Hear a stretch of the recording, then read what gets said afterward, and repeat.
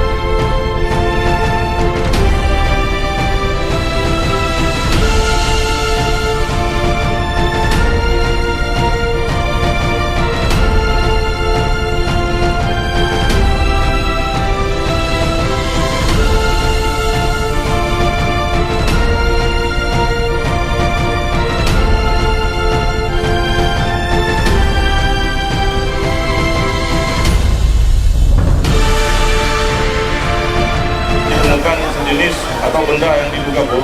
Namun demikian untuk di 8 rujukan ataupun 10-8 personil Ambon Cibung ke lokasi lapangan.